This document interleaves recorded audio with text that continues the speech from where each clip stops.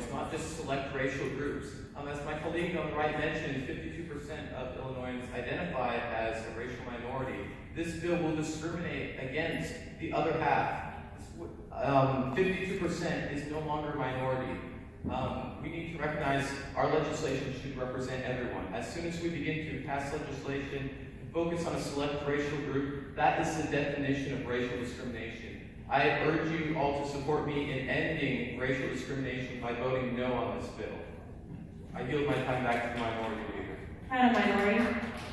Thank you, Representative. Thank you, Madam Speaker. May I inquire the balance of my time? 30 seconds. I yield the rest of my time to Representative Switzer. Representative Switzer.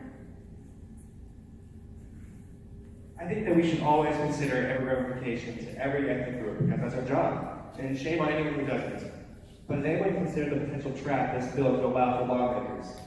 Imagine if a party doesn't like the opposing party's bill. If this bill passes, they will have the legal right to destroy it under the cover of racial impact, even if they don't even believe in the racial impact it assesses. Can we not simply work together? Representative. Madam Majority, you have 5 minutes. Thank you, Madam Speaker. This bill is stating that it makes bills more transparent to the repercussions that minority groups do face. My colleague stated that this is not what this legislation is meant to do, but I'm unsure that my colleague actually read this legislation. With that, I yield 45 seconds to Representative Al-Nasri.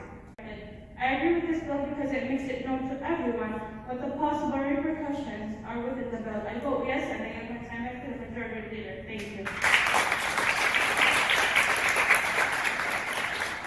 We will take a quick pause. A staff member from the governor needs to make an announcement. Anna Mulch, and I'm the Legislative Relations Director for the Office to the Governor. I apologize for interrupting you today, but citizens and representatives of PIG, we have a crisis. An outbreak of pneumatic plague has struck our great state. It is believed that a group of missionaries returning home carried the disease with them as they flew into O'Hare and caught a flight back to their hometowns. Currently, there are confirmed cases in Rockford, Peoria, Springfield, and the Quad Cities. As it stands, there are 3,000 dead and 60,000 showing symptoms. This tragedy has struck ungodly close to home, as our intern, Mr. Nathaniel Piper, succumbed to his illness at 1:54 a.m. We have mobilized the National Guard and quarantined the cities and airports. Nobody is allowed in the state or to leave the state. All flights are grounded. At this time, the governor is preparing 2 emergency appropriation bills to fund the response for this crisis. Thank you very much. You can clap. I'd like to yield a minute of time to Representative Maxson. Representative Madison. Thank you, Majority. Thank you, Madam Speaker. Contrary to what my constituents on the right may believe, this bill being passed will not divide us any more than we already are. Are minorities treated the same? Are we given the same opportunities in this country, in this state? Absolutely not. So the statement that you made earlier was false. If our legislation should end racial inequality, then why not pass a bill that will do just that? Why are you? The Speaker will not. Thank you. If our legislation should end racial inequality, why are we afraid to pass a bill that will do just that? I yield that to the majority.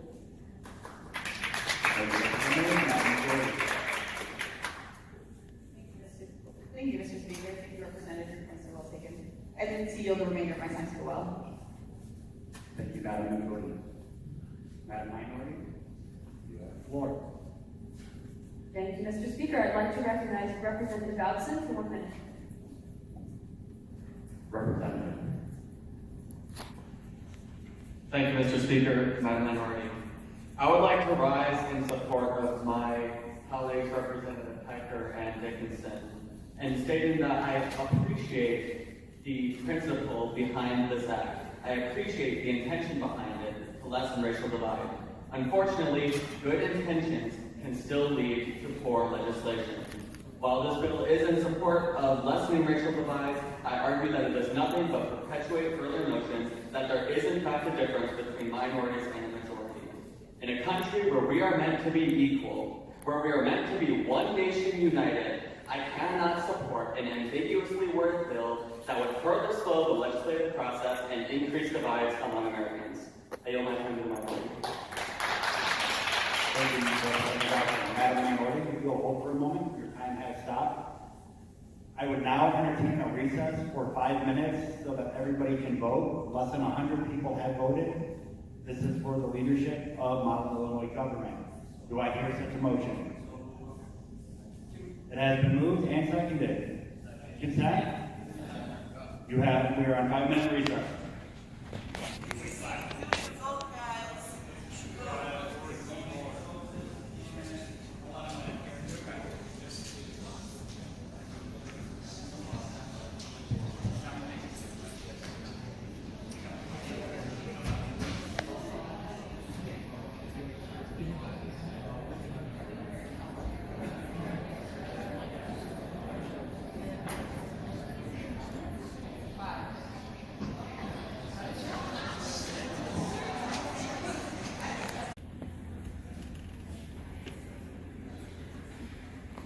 Absolutely, I would entertain a motion, and so moved. Please vote present.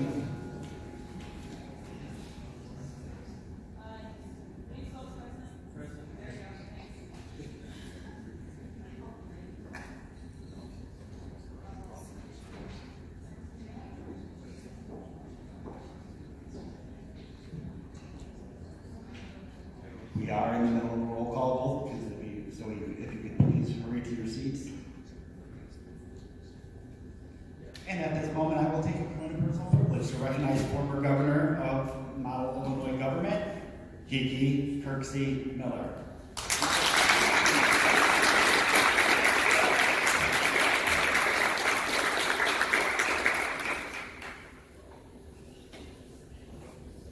And as we have so many arrivals, I am going to reset the roll call vote.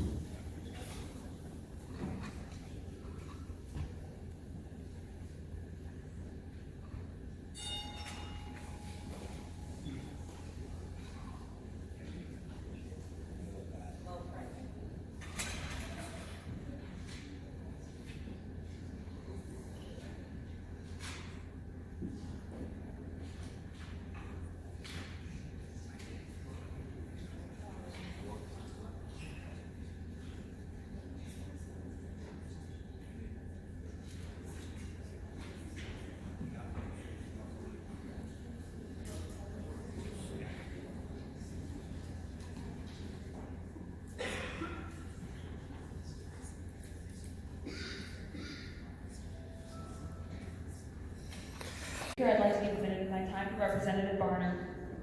Representative Barner. Thank you. I'm not sure if my colleagues on the left have yet to read this bill because they keep on speaking as if this bill is going to outlaw discrimination. I'm not sure if my colleagues on the left have heard of an act that occurred in 1964 that actually did that. It's called the Civil Rights Act of 1964. The Civil Rights Act of 1964 is a landmark civil rights and U.S. labor law in the United States that outlaws discrimination based on race, color, religion, sex, or national origin. If there's a law that's being passed or has been passed that... State your point. No.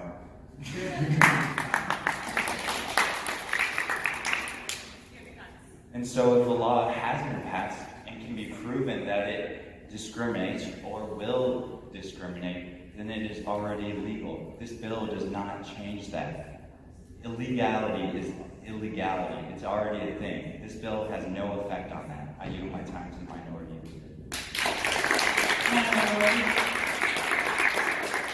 Representative, your points are well taken. I'd like to give 30 seconds of my time to Representative Cuso.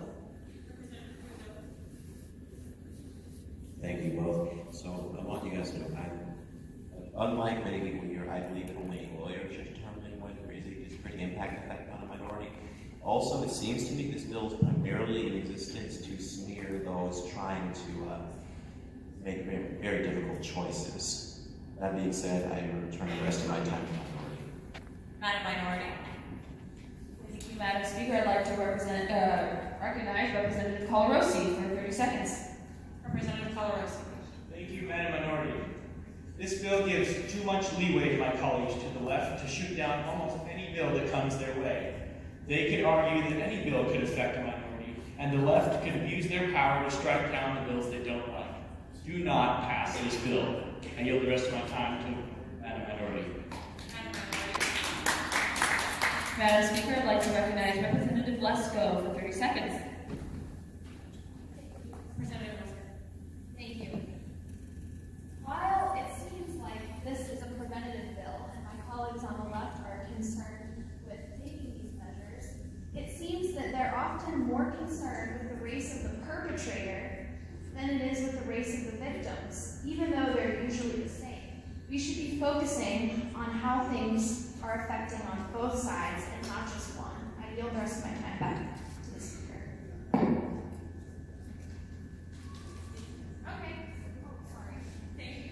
We'll now move to closing statements. Madam Minority, you have 2 minutes. Thank you, Madam Speaker. I'd like to yield the entire closing statement to Representative Maxson. Representative Maxson. Thank you, Speaker. Thank you, Madam Majority. As my colleagues to the right have said, to the left have said over and over again, this bill will move us a step to the right direction. Why does legislation equality scare the other side? Why are minorities not worthy of the same treatment that the majority are? Why does something so simple as looking at the way a bill impacts a minority scare the other side so bad? I vehemently disagree with my colleagues to the right. And the only people that are opposed to this bill are the people that it doesn't benefit. Thank you, Mike.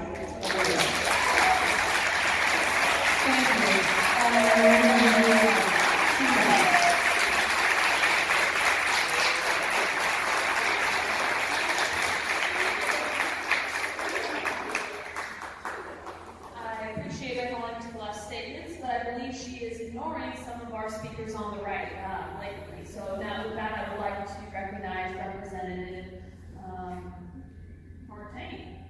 Representative Partain.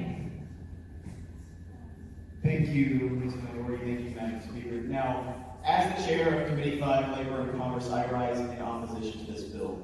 My colleagues on the left today have made some very bizarre points. They claim that this is a bill that will make everybody equal, everybody happy, and solve the race issues in our state. They have not even discussed the substance of this bill. Section 1 of House Bill 5877 implements a very obstructionatory amendment, or rather line of text that requires all bills that go through this chamber to be reviewed for racial impact. This is plain and absurdly false.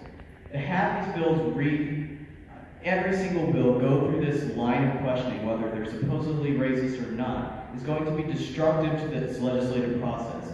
Now, as Committee 5 Chair, I can tell you one of the bills we had come through today was only a title section. It only created the title of the bill that was supposedly legalized gambling. Are we going to spend hours or even months discussing whether that has a racial impact, even though it's just one sentence? Or are we going to spend months at a time discussing whether these bills will hurt the state at all or help the state at all? The reality is you're not helping civil rights by standing here today. You're only obstructing the legislative process. If we want to move forward on civil rights, let's talk about tax subsidies to discourage segregation in our cities like Springfield and Chicago. If we want to move forward on civil rights, let's work on workers' rights. This bill does nothing of the sort. I yield my time back to the wall.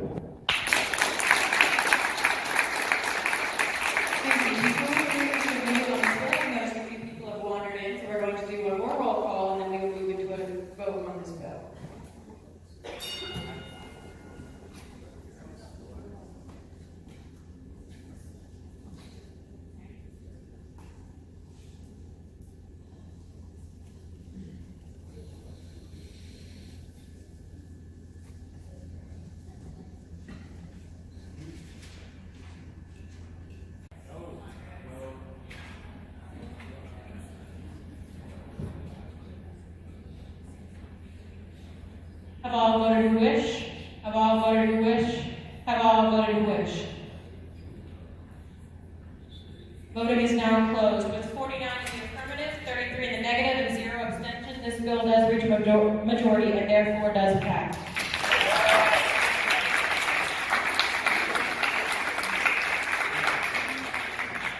The next bill on the docket is strike House Bill 5637 from the docket. Is there a second? Consent? No. Division. Division? Okay. We will now move into a vote on striking HB 5637 from the docket. Next bill.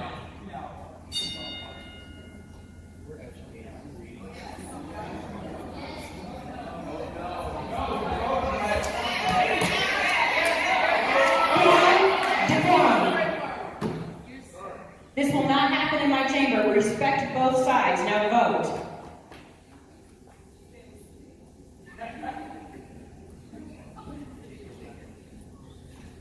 Have all voted who wish? Have all voted who wish? Have all voted who wish? With 46 in the affirmative, 37 in the negative, and 1 abstention, this does not reach a 2/3 majority and therefore does not pass.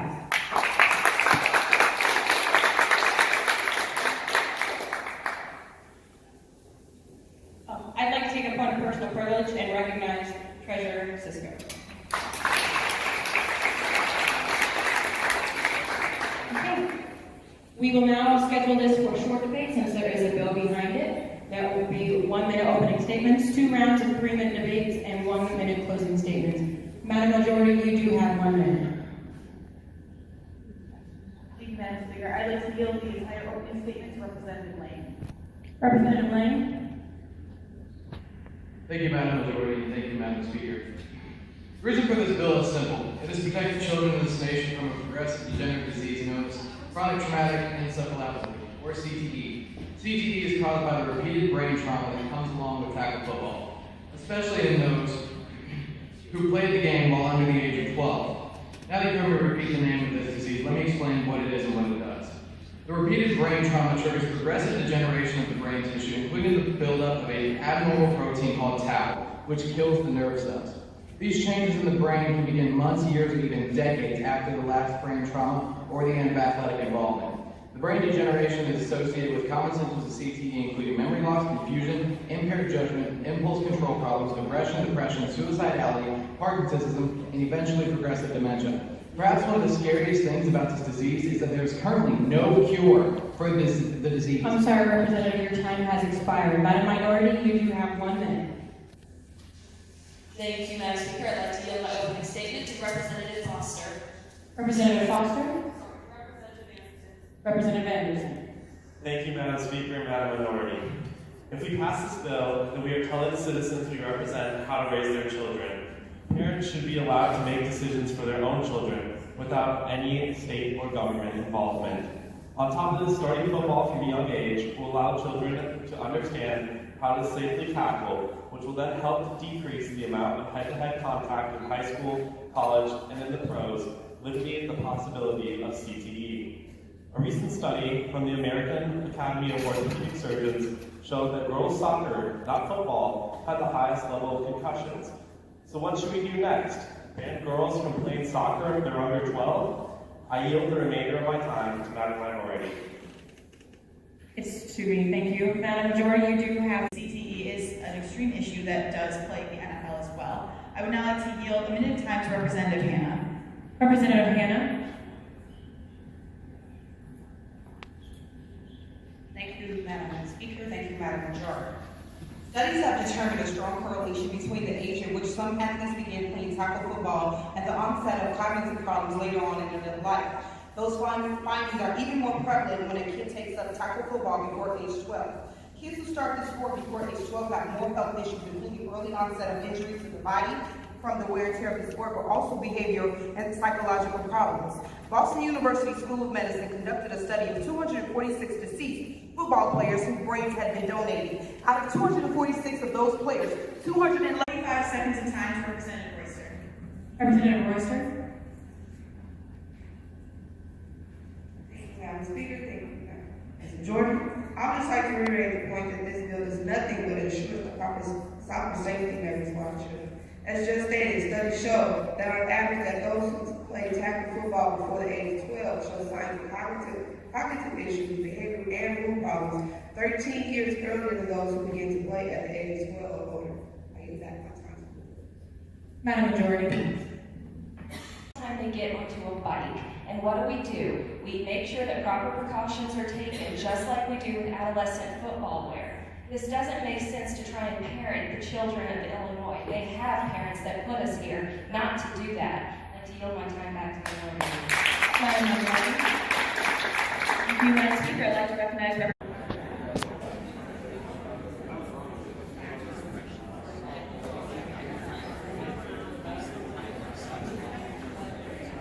So yes, we're in a little transitional period here. Please be respectful of the chamber rules and maintain decorum. And I'll talk, but conversation.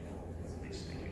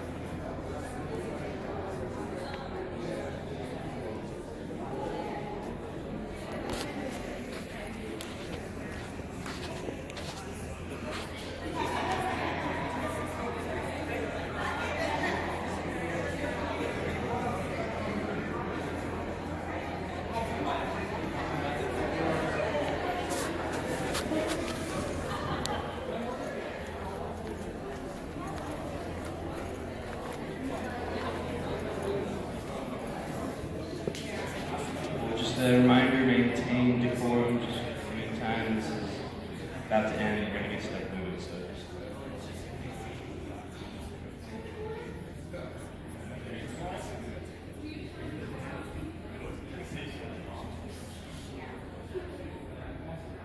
Decorum, as defined by Robert's Rules of Order, is the respectful interaction between delegates, constituents, and members of the board.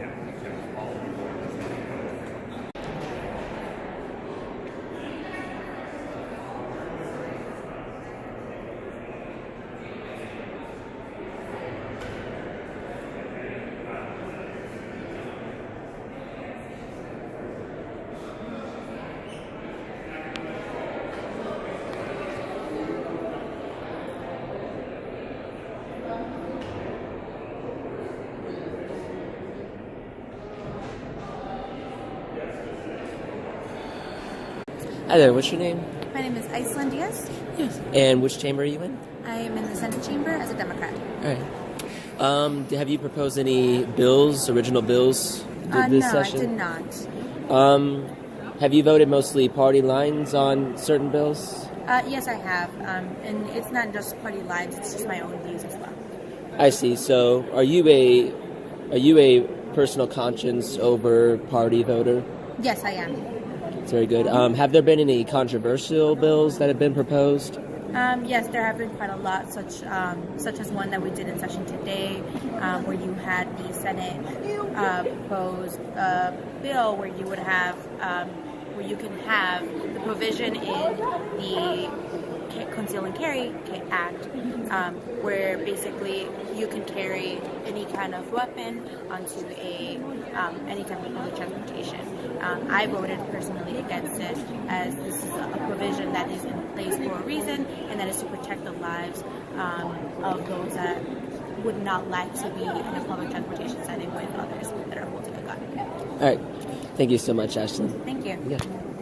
All right. I'm out here losing my voice too. Hi, what's your name? I'm Diana Ibarra. Nice to meet you, Diana. Nice to meet you. Great. And which chamber are you in? I'm a Senate as a Democrat. All right. Have you proposed any bills No. as a senator? And have you mostly voted along party lines in the votes? Yeah, but there's some bills that I was just like, oh, a little Republican. Yeah. Are there certain bills that you kind of see both sides of them? You're not really sure, and there was a few that were pretty bipartisanship. So you've abstained from a few votes? Yes. Right. And what have you think of the whole process so far? I think this whole process has been really interesting and very insightful. It's been really fun. All right. Thank you so much, Deanna. Thank you. Attorney General Kursanakis and his staff.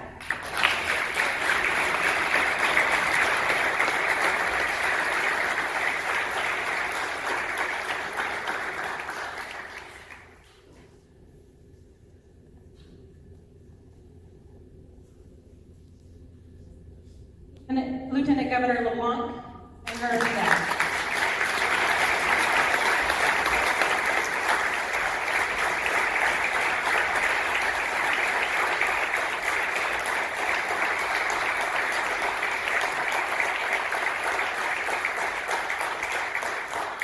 Now, everyone, please rise for our governor roars.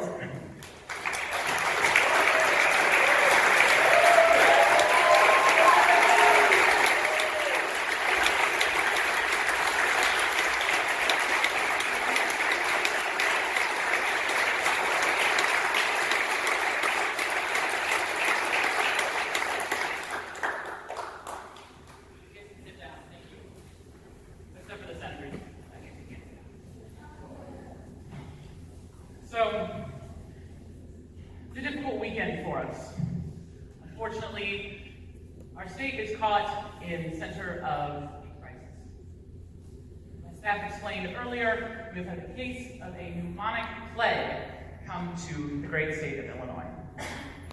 Fortunately, it spread fast enough, we have not been able to successfully contain it thus far. So, the following measures will be put in place immediately as part of our state of emergency. 1, all roads entering and leaving the state of Illinois are shut down. No one enters the state and no one leaves. All train stations, all airports, any means of leaving the state are officially closed. Now, as a means of trying to combat this plague, a vaccination has been created. Therefore, everyone currently in the state of Illinois will receive a mandatory vaccination against this plague. And moving on to the veto session. Before I get into what I'm going to veto, let's talk about what I'm going to sign.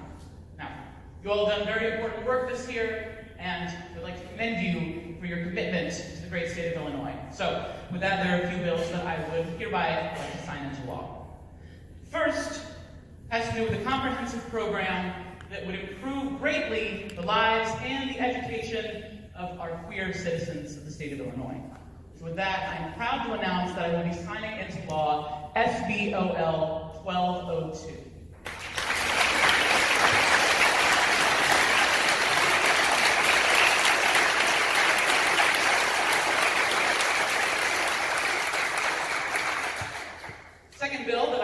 signing into law has to do with a cause that is very near and dear to my heart, and that is the rights of the workers here in the state of Illinois.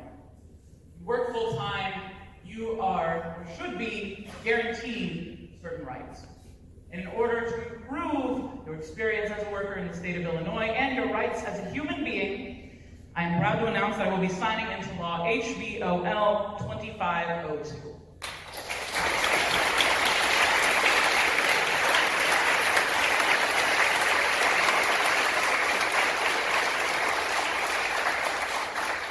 That I have decided and recommended to alter. One such bill is HB 4492, which will be gutted and will be revamped as the Emergency Joint Resolution 0002. As follows. Creates the State Emergency Fund, redirects $15 billion from the following departments: education, agriculture, natural resources, Child and Family Services, Central Management Services, and the Council of Development and Disability Services. This is all intended to combat the plague Illinois faces. It also establishes a 10% income tax on all business entities with more than 100 employees to fund the emergency fund. It will be effective immediately. The second will replace SB 2247. Is another emergency joint resolution and reads as follows. Creates the State Emergency Fund. It calls for an immediate tithe of $15 billion from all religious entities combined. Removes the state tax exemption status from all religious entities in the state of Illinois. It creates a graduated income tax on formerly exempt entities based on congregation size with a cap of 25%, also effective immediately. Thank you for your time. I hope that you'll do the right thing in aiding your state in this time of emergency.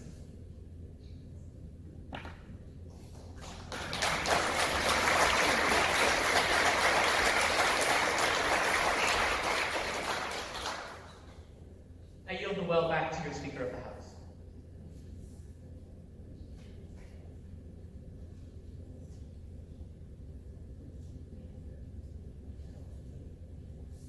Thank you. With that, the Senate can go back to their chambers.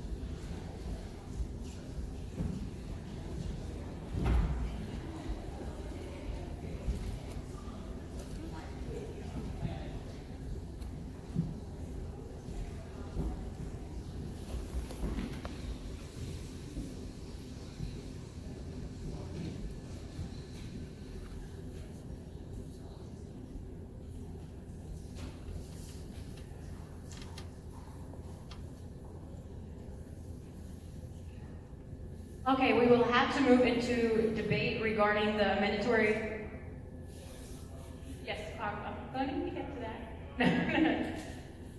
Regarding the emergency resolutions that were created by the governor. Before that, I will accept a motion for a 15-minute caucus. Is there a second for a 10-minute caucus? Consent?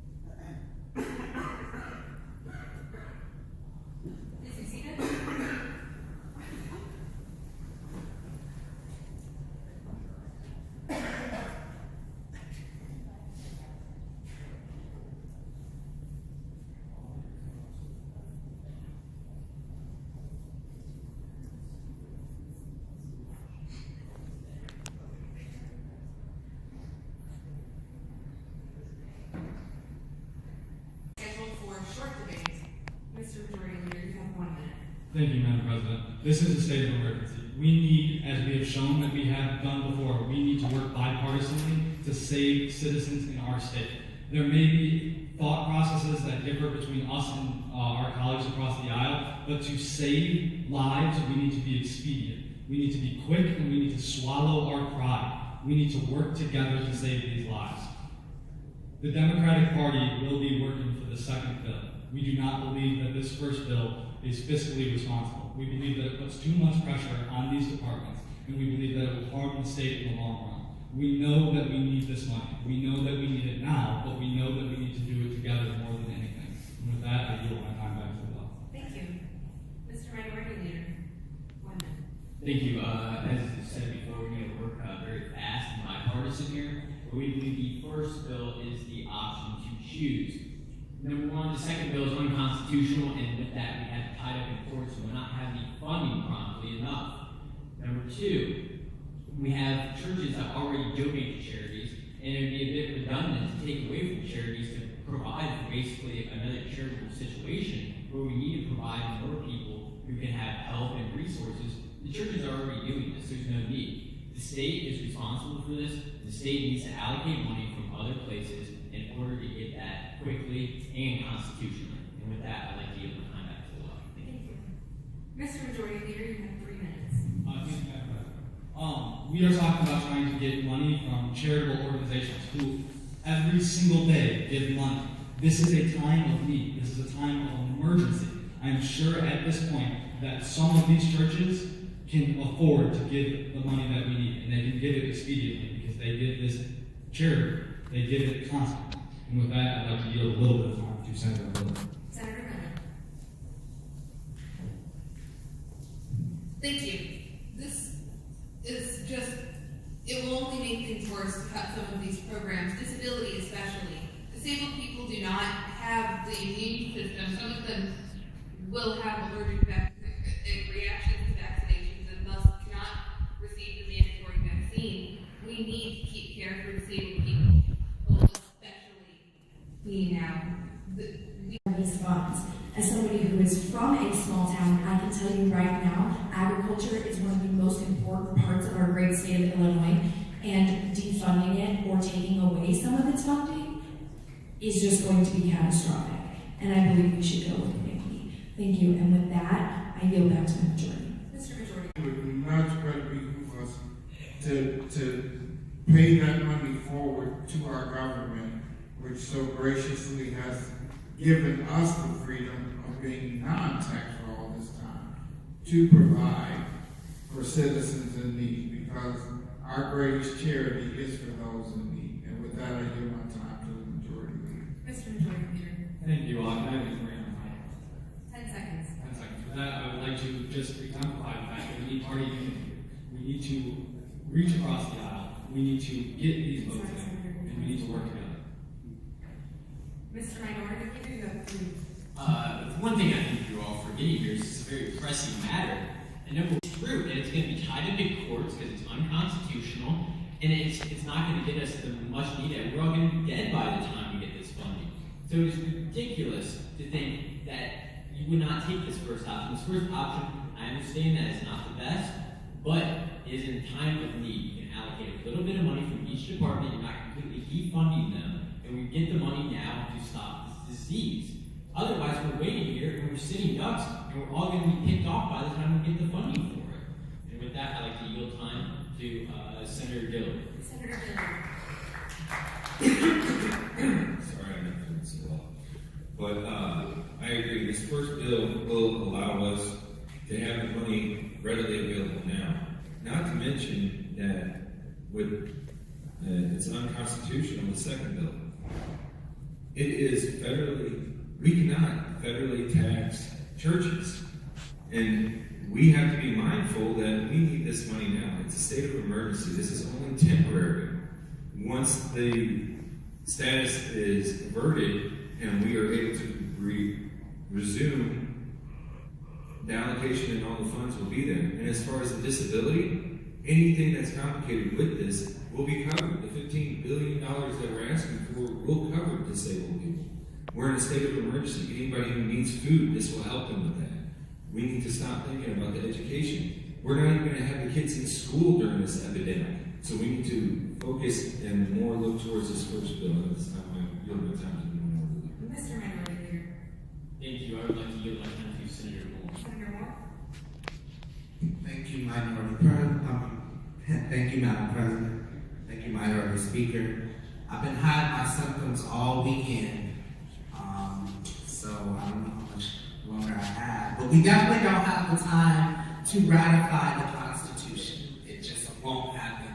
And looking at the second option is what is going to happen. We just need to swallow the pill and use this funding from these departments. It's a fix, and we don't have time to be debating over something that we know we have to do. And with that, it's Minority. Mr. Minority Leader. Thank you. I want to emphasize again, this is a very pressing matter. And if we continue to debate this much longer, it's going to get out of control by the time we get done with it. We already are announcing higher death rates. We need the money right now. We do not need to wait for it. And the first bill allocates the money we need right now and provides amount of money from businesses, the 10% increase, that can fund this for quite some time in the future as well. I'm sorry, Senator, your time's expired. Thank you. Mr. Majority Leader, you have 3 minutes. Thank you, Madam President. Really quickly, I would just like to address the fact that our colleagues across the aisle, not that we could get this money expediently, but according to a study done by Christianity Today, there's estimated 10 million Americans that donate to charitable organizations every day. These organizations estimate that about $50 billion comes into the United States, so this is not just our state, but they come through these charitable organizations. These are churches that are used to giving. They give $50 billion a year. We are asking for $15 billion to save lives. These are Christian people. These are people who work to save lives already. Let's ask them to continue to do their job. And with that, I'd like to yield a little bit of time to the loud and proud Senator Hickey. Senator Hickey. Thank you so much. I'd just like to quickly address the constitutionality argument of the second bill. Any first-year law student's going to be able to say that their argument holds no water whatsoever. Any law, evenly applied, is not going to establish any sort of religion. So the government, as long as it keeps its hands out of it largely, is going to be just fine. Now, as far as the actual services go, I am so sick and tired of seeing politicians in this chamber robbing from the future of this state to pay for the president. We cannot afford to continue to steal money from education, from agriculture, from vital services, in order to kick the can down the road to a later day. It is irresponsible, and the day for that ends today. Thank you. I yield my time back to the majority. Mr. Majority. Senator Hickey, going forward, I would just like to address Senator Finkel on this point. Senator Finkel. Thank you. I'd like to point out that a big problem with this argument of separation of church and state is that basically tax exemptions for churches is actually a violation of church and state. That argument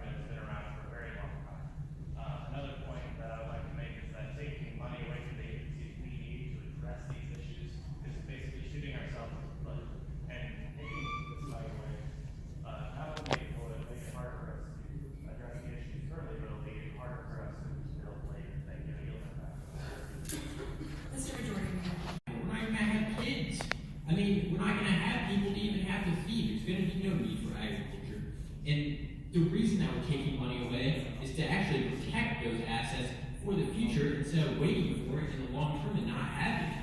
So with that, I'd like to turn it over to Senator Mancusi. Thank you. Senator Mancusi. So the problem here is that if you tax the churches, you're completely ruining the relationship between churches and the government. And we believe that if you take funds from government institutions like education, agriculture, etc., the churches will see that and they are willing to donate. They will willingly donate to the cause. And if you forcibly tax them, you're completely ruining your relationship and they will not want to give anymore because they don't like the government anymore. So we believe that if you tax the government programs already, the churches will willingly help out, and that's even more funding to help with the problem. That's also something to think about. And I yield back to the minority spokesperson. Mr. Minority Leader. Response. As somebody who is from a small town, I can tell you right now, agriculture is one of the most important parts of our great state of Illinois, and defunding it or taking away some of its funding is just going to be catastrophic. And I believe we should go with Plan B. Thank you. And with that, I yield back to the majority. Mr. Majority. It would much better behoove us to pay that money forward to our government, which so graciously has given us the freedom of being non-tax for all this time, to provide for citizens in need, because our greatest charity is for those in need. And with that, I give my time to the majority leader. Mr. Majority Leader. Thank you. Can I have a grant? 10 seconds. 10 seconds. For that, I would like to just exemplify the fact that we need party unity. We need to reach across the aisle. We need to get these votes in, and we need to work together. Mr. Minority Leader, you have 3. One thing I think you're all forgetting here is it's a very pressing matter, and it will be through, and it's going to be tied into courts because it's unconstitutional, and it's not going to get us the much needed. We're all going to be dead by the time we get this funding. So it's ridiculous to think that you would not take this first option. This first option, I understand that it's not the best, but it is in time of need. You can allocate a little bit of money from each department. You're not completely defunding them, and we get the money now to stop this disease.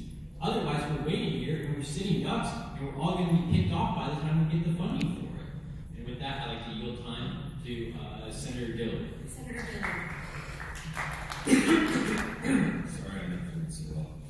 But I agree. This first bill will allow us to have the money readily available now. Not to mention that with it's unconstitutional, the second bill. It is we cannot federally tax churches. And we have to be mindful that we need this money now. It's a state of emergency. This is only temporary. Once the status is averted and we are able to resume, the allocation and all the funds will be there. And as far as the disability, anything that's complicated with this will be covered. The $15 billion that we're asking for will cover disabled people. We're in a state of emergency. Anybody who needs food, this will help them with that. We need to stop thinking about the education. We're not even going to have the kids in school during this epidemic. So we need to focus and more look towards this first bill. And it's not my time to do more. Mr. Minority Leader. Thank you. I would like to yield my time to Senator Moore. Senator Moore. Thank you, Minority President. Thank you, Madam President. Thank you, Minority Speaker. I've been hiding my symptoms all weekend, so I don't know how much longer I have. But we definitely don't have the time to ratify the Constitution. It just won't happen.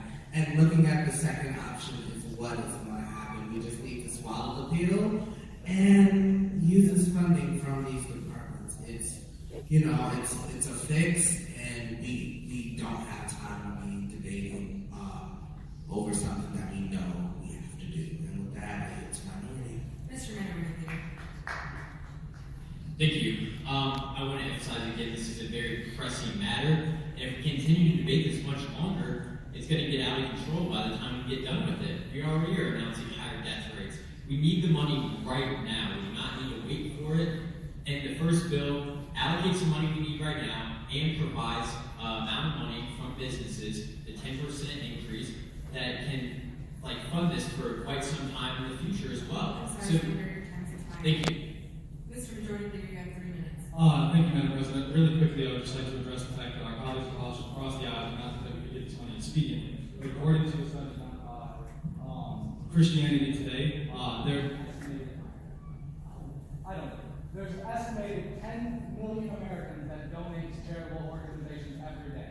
These organizations estimate that about $50 billion comes into the United States, so this is not just our state, but they come through these charitable organizations. These are churches that are used to giving. They give $50 billion a year. We are asking for $15 billion to save lives. These are Christian people. These are people who work to save lives already. Let's ask them to continue to do their job. And with that, I'd like to yield a little bit of time to the loud and proud Senator Hickey. Senator Hickey.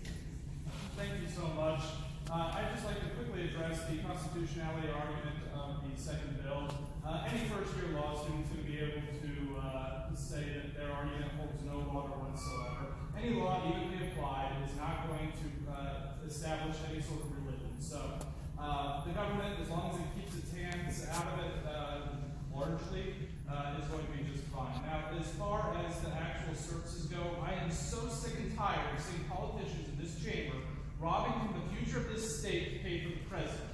We cannot afford to continue to steal money from education, from agriculture, from vital services, in order to kick the can down the road to a later day. It is irresponsible, and the day for that is that ends us today. Thank you. I yield my time back to the majority. Senator Hickey, going forward, I would just like to address Senator Finkel on this one. Senator Finkel. Thank you. I'd like to point out that a big problem with this argument of separation of church and state is that basically tax exemptions for churches is actually a violation of church and state. That argument has been around for a very long time. Another point that I would like to make is that taking money away from the agencies we need to address these issues is basically shooting ourselves in the foot. And taking this money away not only will it make it harder for us to address the issues currently, but it'll make it harder for us to build later. Thank you. I yield my time. Mr. Majority Leader. We're not going to have kids. I mean, we're not going to have people to even have to feed. There's going to be no need for agriculture. And the reason that we're taking money away is to actually protect those assets for the future instead of waiting for it in the long term and not having it. So with that, I'd like to turn it over to Senator Mancusi. Senator Mancusi. So the problem here is that if you tax the churches, you're completely ruining the relationship between churches and the government. And we believe that if you take funds from government institutions like education, agriculture, etc., the churches will see that, and they are willing to donate. They will willingly donate to the cause. And if you forcibly tax them, you're completely ruining your relationship, and they will not want to give anymore because they don't like the government anymore. So we believe that if you tax the government programs already, the churches will willingly help out, and that's even more funding to help with the problem. That's also something to think about. And I yield back to the minority spokesperson. Mr. Minority Leader. Be dead by the time we get $15 billion from the church and from Americans. And with that, I'd like to yield my time back to Mr. Minority. Take priority. This outbreak affects everyone of us and our families. Without vaccinations, the government would be useless because there would be no citizens left in certain communities to represent. I yield my time back to the Madam Majority. Madam Majority. Thank you, Madam Speaker, and thank you, Representative. I now like to yield 45 seconds of time to Representative Abdul Rahman. Representative Abdul Rahman. Thank you, Madam Speaker. As a Muslim, I am my faith in Islam. One of the 5 basic pillars, one of them is charity. It means giving back and helping communities. And if that means taxing the mosques and having them help the community, then I'm all for it, and I believe the mosques would definitely be for it as well. I yield my time back to the Majority Leader. Madam Majority. Thank you, Madam Speaker. Thank you, Representative. Your points are well taken. May I break my time? A minute 30. I'd like to yield a minute of time to Representative Lane. Representative Lane. Thank you, Madam Majority, and thank you, Madam Speaker. If Jesus were here today in these Commons with us, he would be absolutely disgusted by those on the right that would choose capitalistic ventures by the church over human life. Take your point. Will the Speaker please refrain from using religion as a talking point to smash our beliefs in Your point is out of order. It is his time. May I have my time back? Yes. Thank you. Well, the writer. State your point. Where are we? Will the speaker yield to the question? Will you yield? I will not. May I have my time back?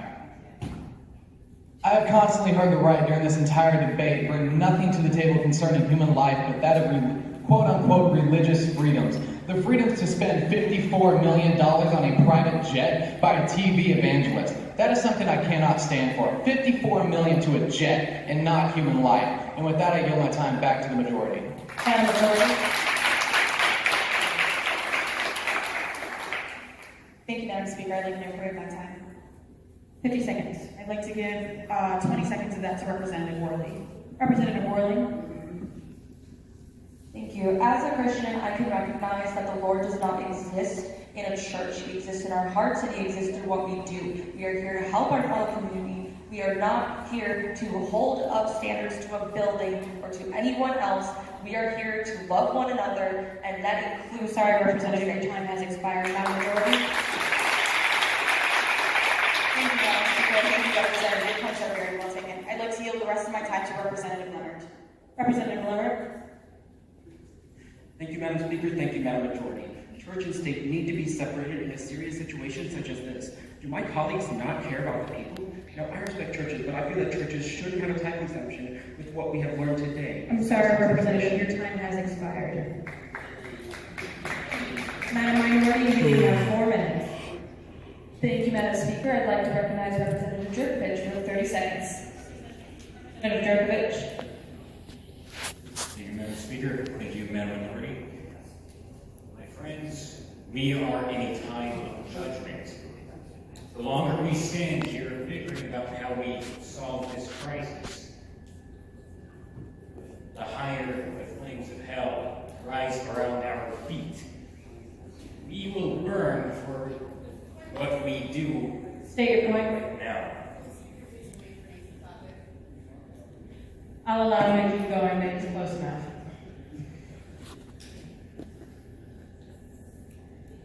We need to find a solution that does not include the destruction of our faith. I'm sorry, your time has expired. Madam Minority. Thank you, Madam Speaker. I'd like to recognize Representative Jones for 30 seconds. Representative Jones. Thank you, Madam Chair. Thank you, Madam Minority. As a Christian, first and foremost, small churches, just as small businesses, will suffer from increased taxes. Second, if you doubt the value that churches bring to communities, you need only look at the aftermath of tragic events in the cities. What made the difference between rioting and maintaining stability is the churches. On average, urban churches provide 4,700 worth of services annually. Understanding the severity of this, I'm sure we will see the church. Sorry, Representative, your time has expired. Madam Minority.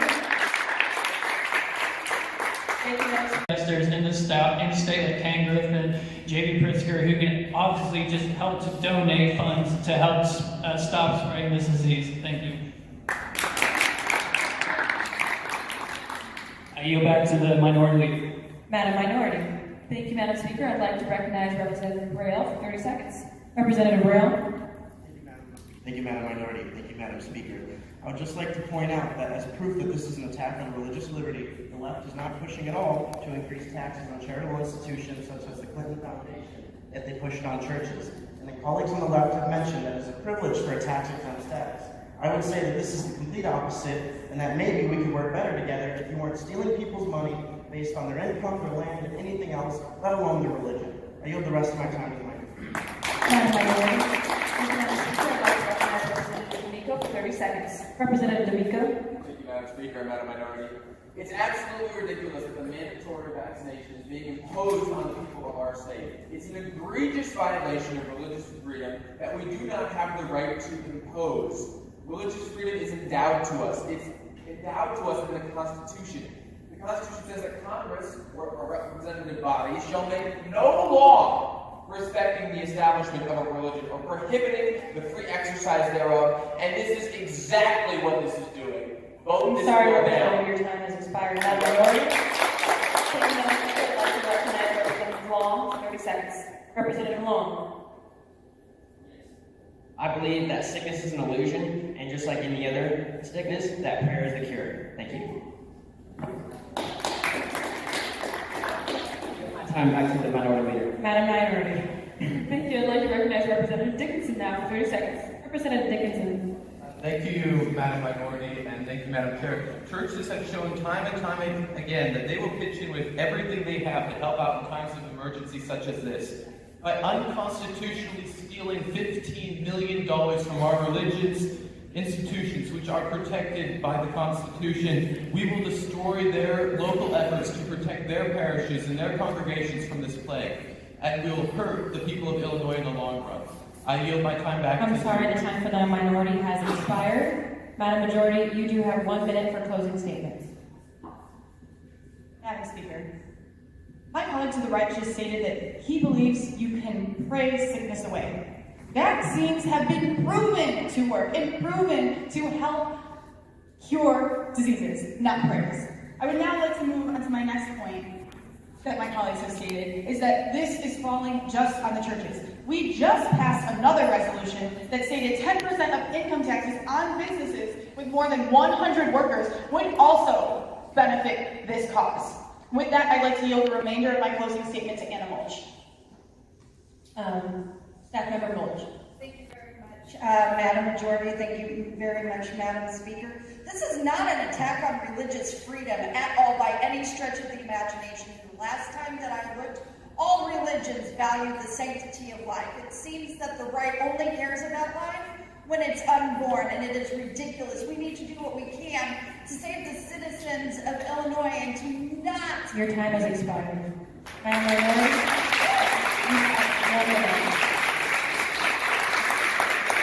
Thank you, Madam Speaker. I'd like to designate my closing statement to Representative Hecker. Representative Hecker. Thank you, Minority Speaker. Thank you, Madam Chair. There's a reason that there's only been one pastor that's been brought up during this whole thing, and that's because he is the exception to the rule. And by the way, guys, he doesn't even live in Illinois, so you won't be getting any of his money either. And quite frankly, I am disgusted by the way the religious crowd is being portrayed. Religion or churches qualify for tax exemption for consistently providing a public good. And despite all of the negativity that we've heard, my church, I can speak on behalf of, as well as thousands across the state, would be more than willing to contribute to this. But demonizing us, strong-arming us, and perverting our sacred document is not the way to do it. I will not.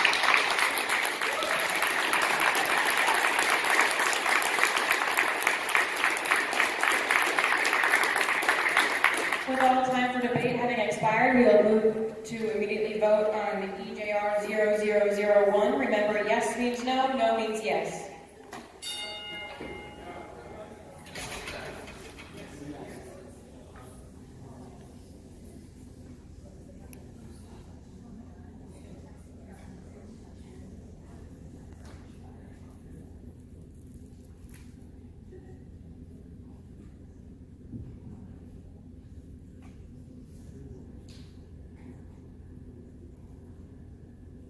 Have all voted who wish? Have all voted who wish? Have all voted who wish? Let's vote and close with 36 in the affirmative, 42 in the negative, and 1 abstention. This does not reach a 2/3 majority, and therefore the amendatory veto stand.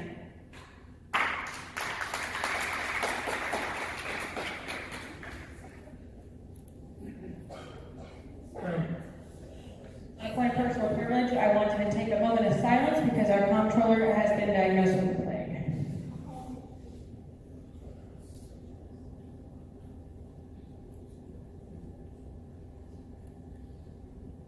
I will now accept a motion to adjourn. Motion? Second? Consent? You're now adjourned.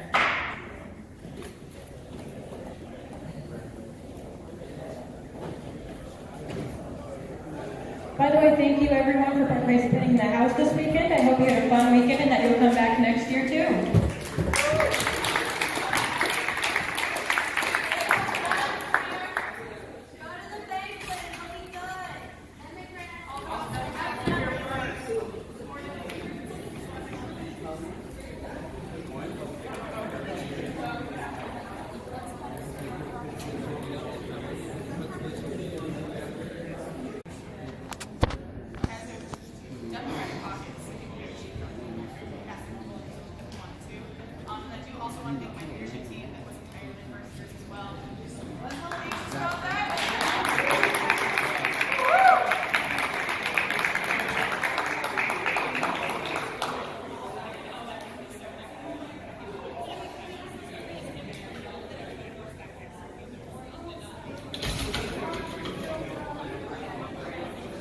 Hi there. So, What do you want me to say before we start?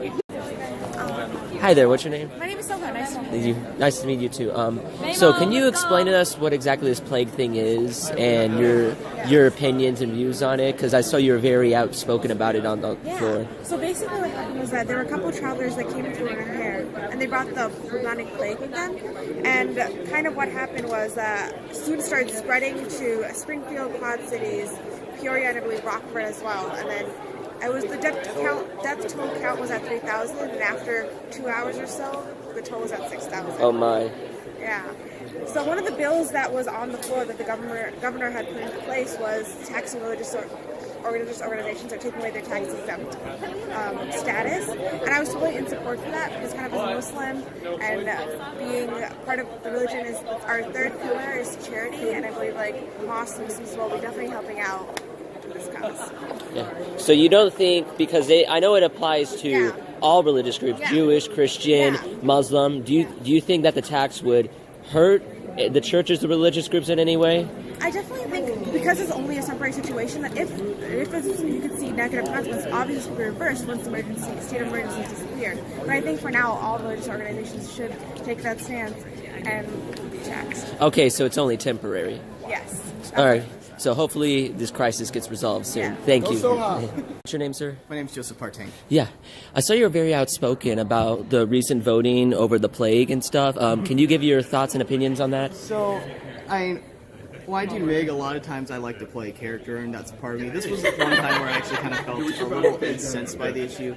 At one point, I did call it a point of personal privilege because I thought it seems the way religion is thrown about by some individuals can be insensitive at times. I thought that was kind of an insensitive point, trying to use Jesus to justify anti-capitalism. It's been a point used by some on the left, and rarely, but like when they do it, it's just like a kind of a hit your head sort of thing. But mainly, for me, it's about being a character and being able to get the point out there and smash the Dems. Yeah. All right. Thank you. Yeah. Not a real Republican, but I like playing it. Yeah. Hey, ma'am. Hi, my name's Layla Werner. Hi, nice to meet you, Layla. And you are the majority leader here, yes, correct? I was the Democratic majority leader this session. And you are the lieutenant governor candidate, correct? Yes, I am a lieutenant governor candidate. I just voted before this, and I did vote for you, lieutenant governor. Thank you. You're welcome. So, can you kind of explain to us about the crisis that was happening with the plague, and what your stance and what you think you needed to lead your party and set the example for the other party to do regarding the crisis? Yes, so as the governor stated, there was a plague that was crossing the entire state of Illinois, and it was affecting thousands of people. People had lost their lives already. People in our own state government had actually lost their lives or have been diagnosed with this disease. It was extremely important that on that first resolution that we actually did reach bipartisan support. The Republicans were able to agree for the temporary tax raise of the 10% for businesses that had employees over 100 people. Unfortunately, the second resolution was not as bipartisan just because of the mandatory vaccination portion of it, as well as making sure that religious institutions did have to pay taxes. So that was definitely a really heated debate, but I know that both sides gave amazing points of arguments for that piece of the legislation, or actually the resolution for this disease. But at the end of the day, the Democrats did pull through. So that's what matters, right? The supermajority of Democrats here. Yeah. And I noticed before that there were even some more controversial discussions. Like they talked about with issues with racism and issues with gun laws and stuff. Can you give your thoughts on those? Absolutely. I feel that what was most important this weekend in the chamber was that we tried to be as willing to let people speak their mind as possible. So not obviously speak their mind for anything that would be offensive to anybody, but speak their mind on which party that they most aligned with on that issue. So with the issues of race and guns, we absolutely wanted people to speak not for their party, but for the other party, if that's how they felt it was best represented in the legislation. The arguments obviously do get heated, as everything does, because people do have very differing opinions, but it's important to realize that everybody is allowed their own opinion. As much as you may disagree with it is important that they have their platform to speak their mind. All right. Thank you, Majority Leader, absolutely. and future Lieutenant Governor-elect. Thank you so much.